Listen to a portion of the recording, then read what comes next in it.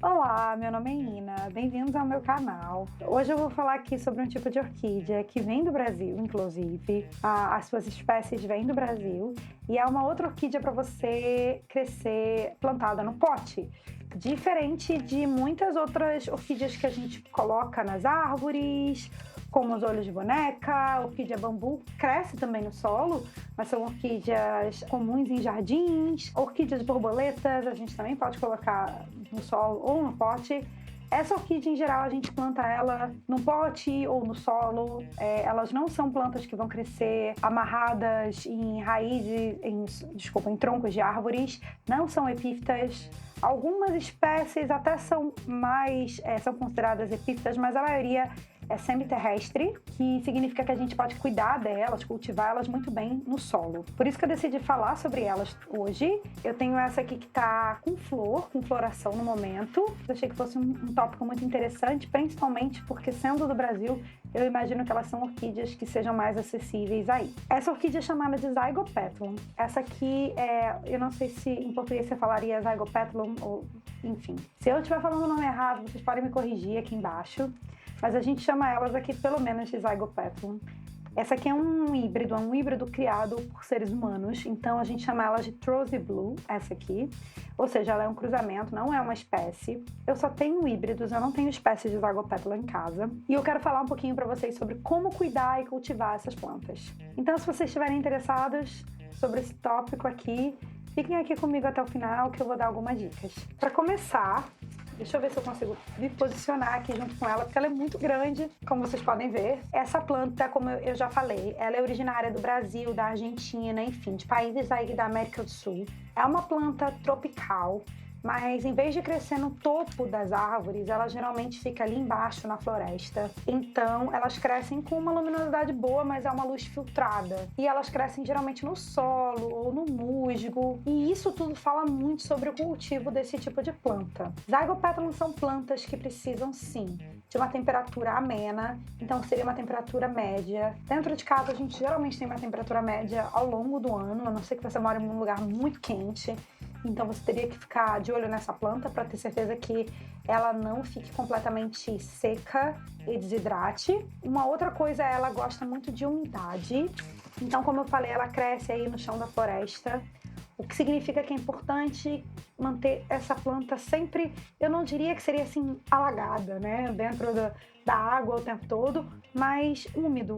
É bom deixar o potezinho úmido, ela vai crescer muito melhor se ela estiver num ambiente úmido. E a última coisa é que sim, ela precisa de luminosidade. Então, se você tiver uma janela em casa que receba uma luz boa, uma luz filtrada, seria perfeito para essa planta.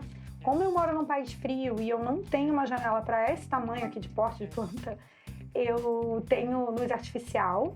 Mas se, por exemplo, eu tivesse espaço aqui nessa janela aqui atrás, seria ideal para essa planta. Então, como eu estava falando, são plantas que precisam muito de umidade. Então, é sempre muito importante botar o dedinho aqui nesse pote e perceber se essa planta está seca. Porque se ela estiver quase seca, é o momento de você molhar ela. Ela não gosta de secar. Ela geralmente sofre muito, principalmente em ambiente seco e quente. Ela vai precisar dar mais da sua atenção se você mora em um lugar como esse. Você vai precisar estar regando muito mais essa planta. Agora, eu vou falar um pouquinho para vocês qual é o tipo de material, né, de solo, de substrato que eu mantenho essa planta. Como eu falei, nem todas são epífitas. A maioria delas é terrestre ou semiterrestre. Então, como é que eu planto, como é que eu mantenho essa planta? Essa aqui, por exemplo, é uma planta bem grande, como vocês podem ver. É um dos meus Zygopetalums mais saudáveis e eu mantenho ele em solo. É verdade, sim. É uma das poucas orquídeas que eu tenho em solo, é essa aqui. Mas ela se dá super bem com solo, super bem. Então eu tenho solo misturado com perlite e com bark aqui dentro. E ele tá crescendo super feliz, criando cada vez mais novos surabulbos, que são a estrutura dele de, né, os novos brotos.